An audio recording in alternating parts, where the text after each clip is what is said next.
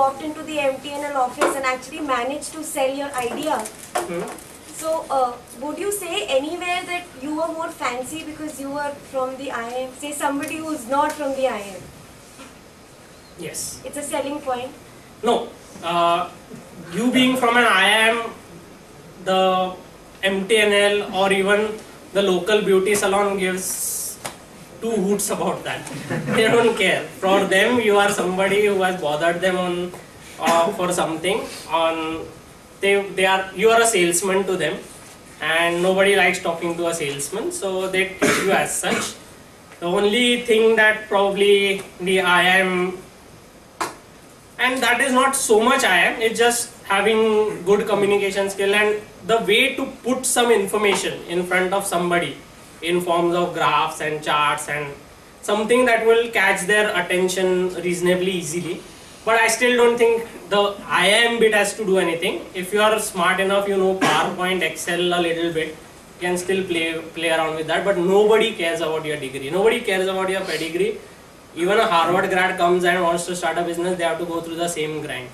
And I honestly am of the opinion that if you want to start, MBA education might not be that big of a value add. Where it really adds value is if you are getting into a situation like me where you fail and you need to have a backup job, then it's helpful. Today I can go back to the industry and show my IIM degree and command a decent salary. So, if I wanted that, so yeah. In a typical IT startup, it's very difficult that when they start, they are service oriented, and after 2-3 years they want to get into products.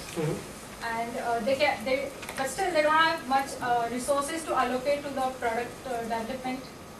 So they have to continue with service clients. So how to balance that? Any guideline about it? So this a lot of startups do. Yeah. That they have. So essentially, if you are clear on what kind of product you are building and what kind of resources it's going to take, what is the time frame and what is the man days you need to allocate, then I think only smart resource planning is the only way to go about it.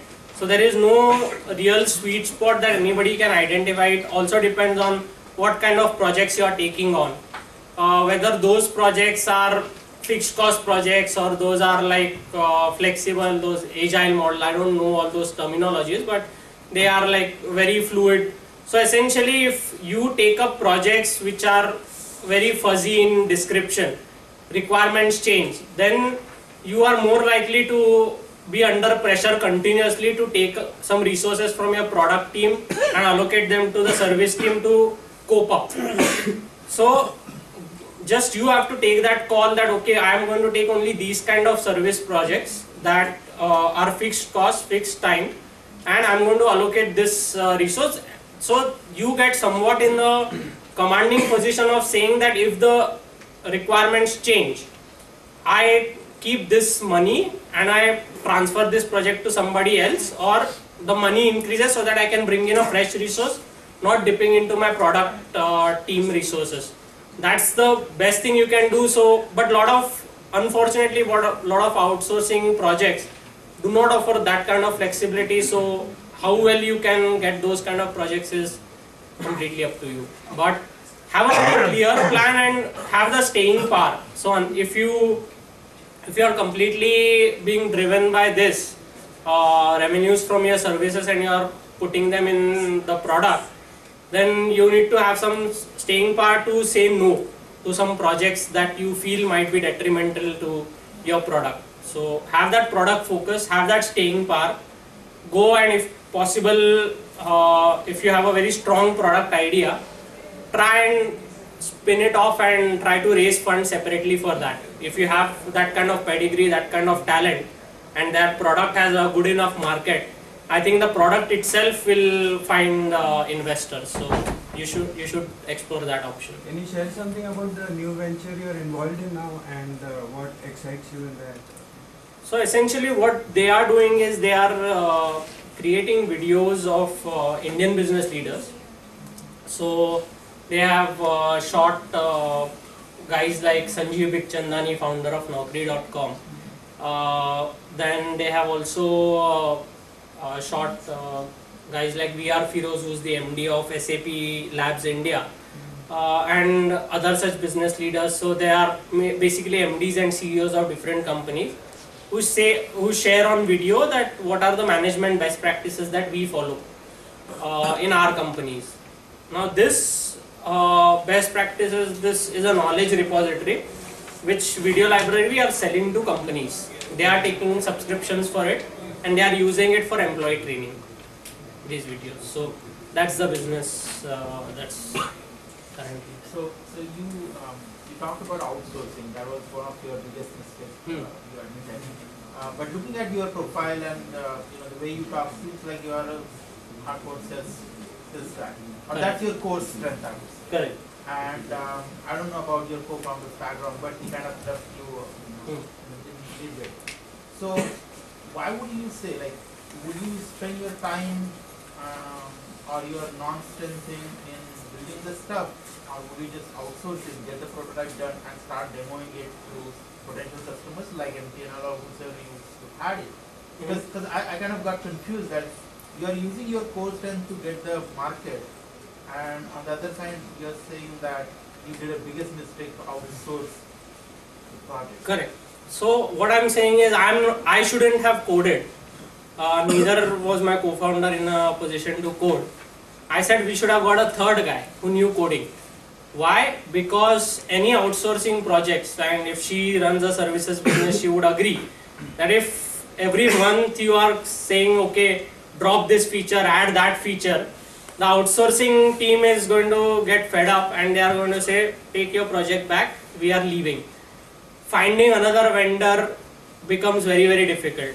So essentially what you are doing is, and if that application doesn't get ready in a stipulated time, your go-to market gets delayed and you are putting a lot of your business at risk.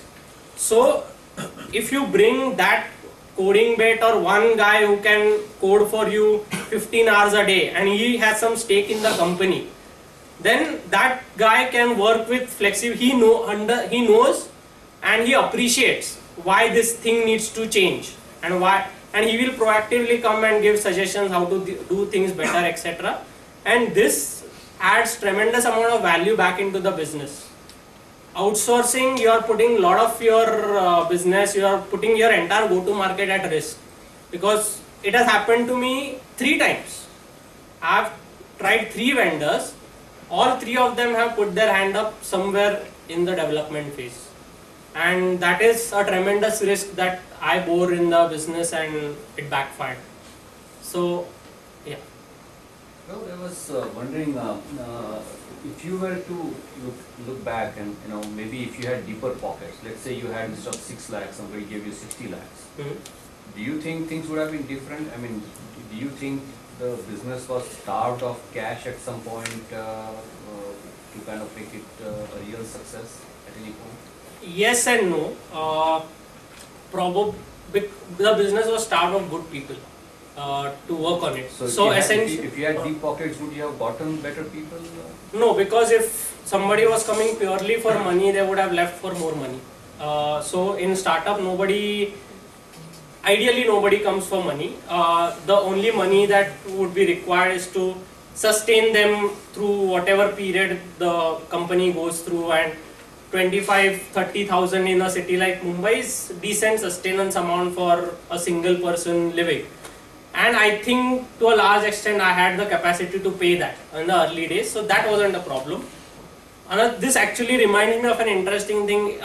In Jan 2011, through a connection, I went and presented this to a real estate developer in Mumbai. He offered me 1 crore rupees for 50% stake in the company, but I had to decline it. Now 1 crore before starting a business purely on something that's on paper was decent, but it really ticked me off primarily because of 2 things.